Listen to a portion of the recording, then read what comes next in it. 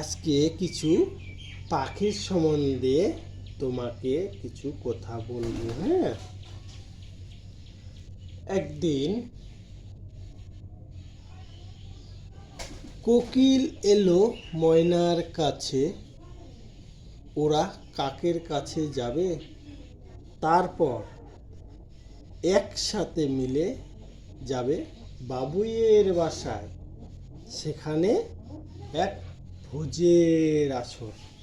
ঠিক আছে, কে কে যাবে?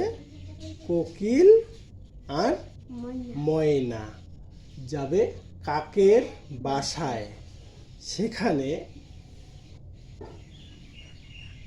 কোকিল ময়না কাক মিলে যাবে বাবুইয়ের বাসায়। সেখানে এক ভোজের আয়োজন করছে। এবার চড়ুইয়ের মুখে ধানের শীষ, পায়রা এনেছে গম,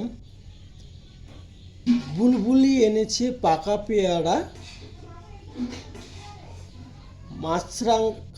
গাছের কাঠঠোকরা থেকে এনেছে মাছরাঙা মাছ। এখানে সবার যার যার যেটা খাদ্য শেষে নিয়ে একটা বিরাট আয়োজন করছে। তো সেখানে সব দেখে শালিক পাখি বলছে, শালিক আর চড়ুই এই দুইজন মিলে ময়ূরকে ডাক দিল। তখন ময়ূর বলল যে খাওয়ার পর কোকিল গান গাইবে, তোমায় নাচ দেখাতে হবে। কি বলল? ময়ূরকে বলল, শালিক আর চড়ুই দুইজন মিলে ময়ূরকে বলল, খাওয়ার পর কোকিল গান গাইবে, তোমাকে নাচ দেখাতে হবে।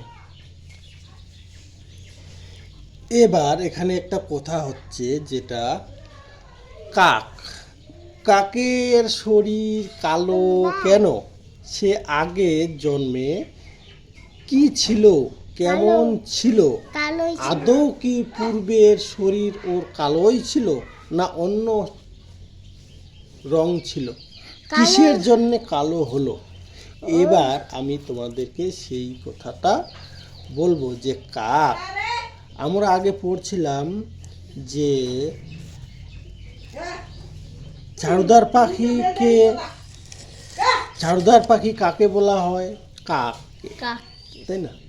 এবার ঝাড়ুদার পাখি কাককে বলা হয় কারণ রাস্তাঘাটের যত ময়লা আবর্জনা আছে সেটা কাক খায়, তো তাকে ঝাড়ুদার পাখি বলা হয়।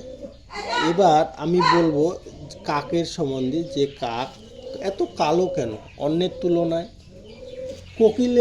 কোকিলের শরীর কালো, কিন্তু কোকিল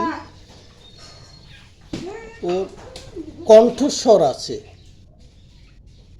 এবার কাকের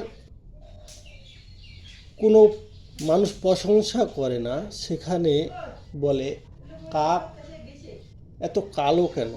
তার একটা গুণ থাকা চাই। সে কাকের ক্ষেত্রে গুণ নাই কেন, সে কথাটাই বলবো যে কাক আদৌ পূর্বে কীরকম ছিল, এর পরের ভিডিওতে।